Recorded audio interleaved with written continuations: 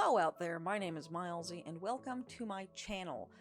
Today I wanted to show you guys a little bit more on how I use these ugly little art dolls of mine to build faces. And I've talked about this a little bit before, where I mostly use these dolls just kind of as a frame to build off of. I never one-to-one trace anything off of them. And this is from a book series. These are the covers for that series that I have been working on. It's unfortunately been on hold for a while because of everything that's been going on. But this is from the first one. This is the character Will, who you've probably seen around a few times if you've been watching this channel for a while. And you can kind of see here where I was just using the doll in the background mostly for a sense of proportion and angle. There wasn't really a lot of perspective on any of these, but I wanted to pretty much take away anything that would make me spend time that I didn't really need to spend. I use these to speed up the process, basically, more than anything. So rather than spending time on something that would frustrate me, I'm spending time on something that would challenge me, like his hair, which is a constant challenge. I don't know why I find his hair so difficult, but I love his style, so it's staying.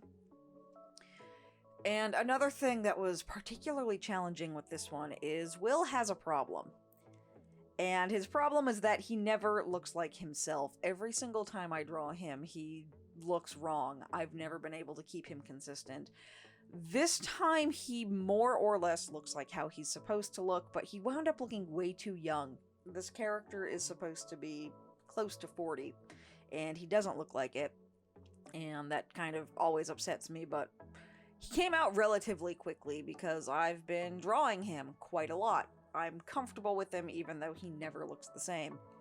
And then with Penny here, you can really see how the shape of the skull on that doll pretty much just helps inform everything else. I've drawn Penny a few times before as well, so I'm fairly comfortable with her character. She came out really quickly as well. I think I spent about an hour on each of them. And I'm not sure if I'll even wind up switching back to that doll again. I think I just used it to block out the body shape and to place the eyes and the bridge of her nose and then get the shape of her jaw how I wanted it. And then the rest of it was pretty much just came out on its own. I didn't really need the doll too much for this one. I leaned on it fairly heavily with Will just because I can never get him to look right and he needs all the help he can get. And Penny's a fun one to design. She's supposed to be a hare, and I've taken a few liberties to make her look less like a rabbit. Her snout's a little bit too big, it's a little bit too wide, so I was trying to get her away from looking like a bunny rabbit, but unfortunately, because of that, people think she's a bunny rabbit and criticize the size of her snout anyway, so oh well. And you can see right there, I didn't like how the arm was on the doll, so she got a brand new arm. And with her, the biggest problem I always have are her ears. I can never get her ears right, which is part of why they just go off frame. I can never get them to be shaped right. I will probably post her design process at one point as well.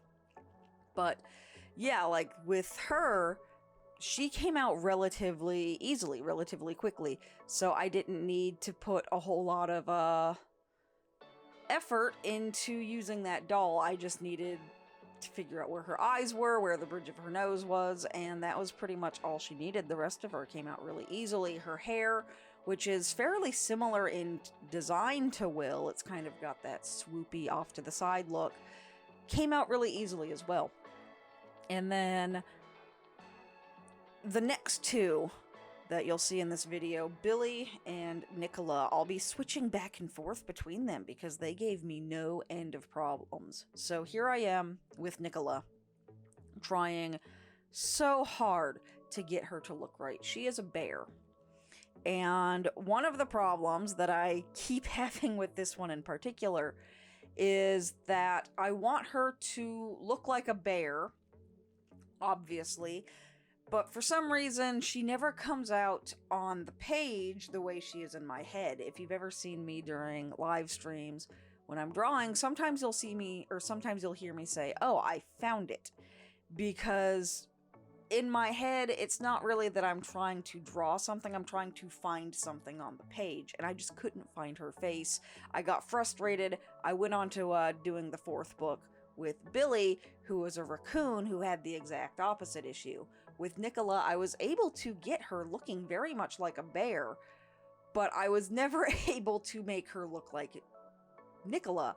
With Billy, I had the opposite problem. He'd frequently come out looking like the character, but not looking like a raccoon.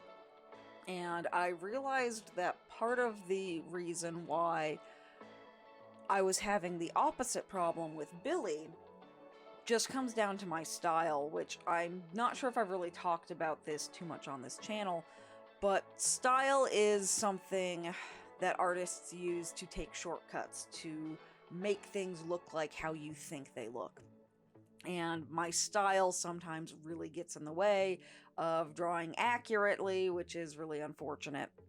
And so I had this problem with both of them, because I wanted Nicola to look like a bear, but also look like the character, which meant having this really round, puffy face. She's also a heavier character, so having these really slim models that I use as my frame wasn't helping either. You can see very little of her actually wound up matching the doll in the end.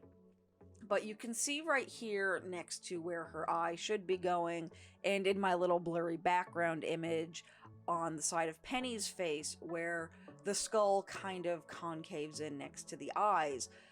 That was something that was really important to be able to get the shape of her skull right, because you could just draw a big fluffy creature and you can, make it say, yeah, no, this is a bear.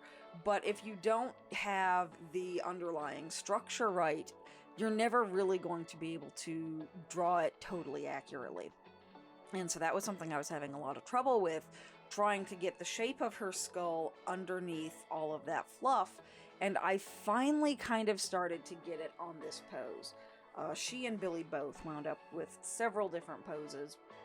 And you can see here where her head is still very diamond-shaped, which is fine if I were drawing a more realistic bear, but I wasn't. I like to have more humanized faces, or features in these characters' faces, because I feel like it makes them a little bit more relatable. I could draw a more accurate to the animal shape of the head, shape of the skull, but then, I don't know, it's just not a style that I like. So this is where I finally started to get her looking like her, and you can see me playing with the shape of her nose.